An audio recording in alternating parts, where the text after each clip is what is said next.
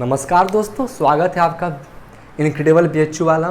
आज हम लोग प्रेफरेंस की बात करेंगे। जैसा कि हम आपको बताए थे कि 26 तारीख से प्रेफरेंस आपका भराना शुरू हुआ है।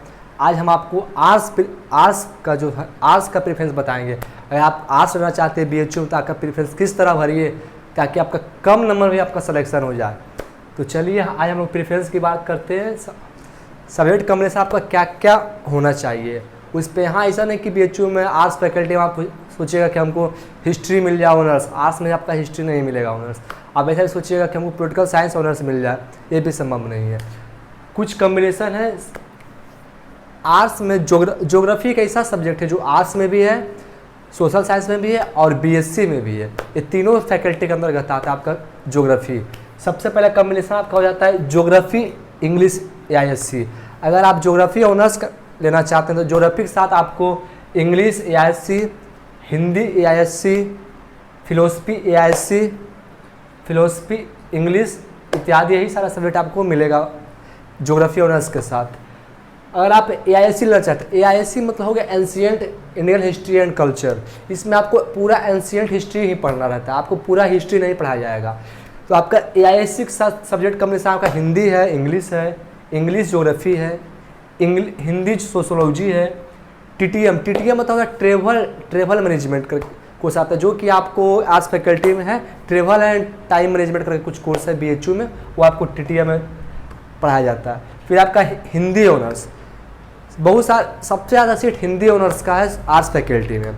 एआईएससी और हिंदी ऑनर्स का सबसे ज़्यादा सीट है आर्ट्स फैकल्टी में। तो हिंदी के साथ आपको बहुत सारा कोर में मिल जाएगा।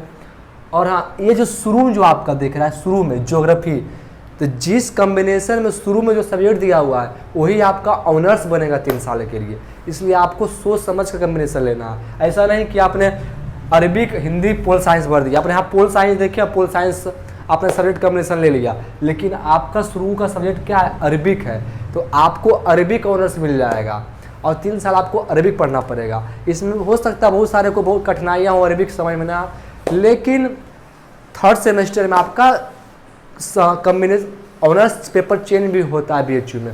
सपोज किसी को अरबिक मिल गया, सपोज मानिए इसे जनरली किसी को बाई मिस्टेक अरबिक मिल गया, अरबिक हिंदी पोल साइंस मिल गया, तब उसको तो अरबिक पढ़ना पड़ेगा, लेकिन उसको अरबिक कुछ आता नहीं है।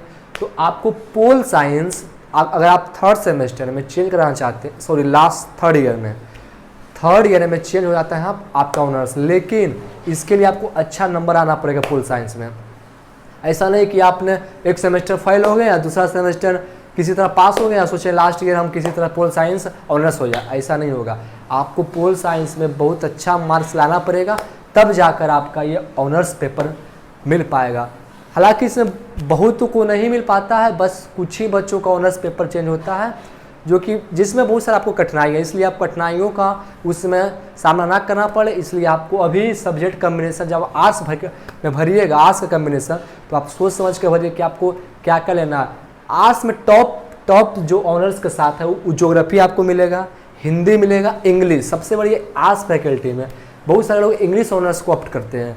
मेरा भी बहुत सारा फ्रेंड है जो इंग्लिश ऑनर्स के साथ यहाँ पढ़ रहा है।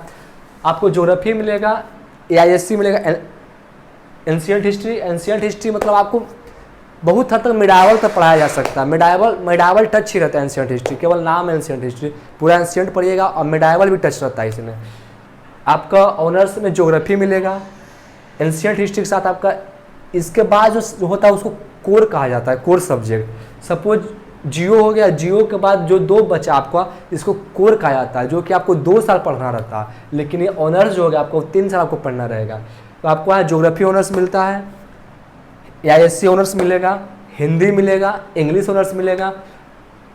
और सपोज कोई बच्चा का चाहता है कि हम पॉलिटिकल साइंस भी है आर्ट्स में, लेकिन वो कोर सब्जेक्ट में, और इसके लिए आपको ऑनर्स पेपर ना ही बन पाता है, वो बहुत मुश्किल हो जाता है। हिस्ट्री भी आपका है, हिंदी इंग्लिश हिस्ट्री भी आपका, इससे पूरा हिस्ट्री होगा, लेकिन आपका वो कोर में है, आपका ऑनर्स पेपर में आर्ट्स में नहीं मिलेगा हिस्ट्री। इसमें बहुत सारा अन्य भी कोर्स है, जैसे HOA हिस्ट्री ऑफ आर्ट्स, इसमें आपका हिस्ट्री ऑफ आर्ट्स मतलब कला के बारे में पढ़ाया जाएगा, किस समय में क्या कला बना, किस मंदिर मूर्ति आपको बताया जाएगा। उसके बाद जब आप कॉम्बिनेशन भर दीजिएगा, आपको लगभग 50-60 कॉम्बिनेशन दिखाएगा पोर्टल पे, तो आपको जो भरना है उस पर क्लिक करते जाइएगा, टॉप से जिस पर आप क्लिक करिएगा फर्स्ट बार उस आपका सबसे फर्स्ट प्रेफरेंस हो जाएगा। फिर आपका देखिएगा स्क्रॉल करके 60-70 में आपका अगर अच्छा नंबर है तो आप 30 तक, 15 तक, 20 तक प्रेफरेंस भर दीजिए, आपका सिलेक्शन हो जाएगा। उसके साथ एक लैंग्वेज का चयन करना होता है, क्योंकि आपका तो एक ऑनर्स हो गया, 2 कोर हो गया, इसके साथ आपका एक लैंग्वेज पढ़ाया जाता है। तो लैंग्वेज में आपका इंग्लिश रहता है, हिंदी रहता है, जर्मन रहता है, फ्रेंच रहता है, रसिया, चाइनीज, मतलब जितना भी लैंग्वेज हो गया, Russian, Chinese, French, English, Telugu, Tamil और बहुत सारा लैंग्वेज है इसमें। तो आपको जो आपको सुविधाजनक लैंग्वेज पढ़ना हो, इंग्लिश लेना तो इंग्लिश ले लीजिए, हिंदी लेना तो हिंदी ले लीजिए।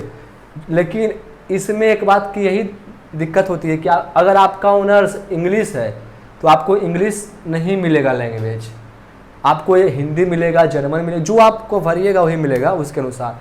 अगर आपका हिंदी है ऑनर्स, शुरू में अगर हिंदी है तो आपका हिंदी लैंग्वेज यहाँ नहीं मिलेगा, आपको इंग्लिश मिल जाएगा आपका नंबर के अनुसार, जर्मन मिल जाएगा, फ्रेंच मिल जाएगा, चाइनीज मिल जाएगा। तो बस यार्स फैकल्टी यार्स के लिए था। अगला वीडियो सोशल साइंस पर आएगा कि सोशल साइंस का क्या क्या प्रेफरेंस, सब्जेक्ट कॉम्बिनेशन क्या क्या होता है। तब तक के लिए आप अपने चैनल को सब्सक्राइब करें, लाइक करें। धन्यवाद।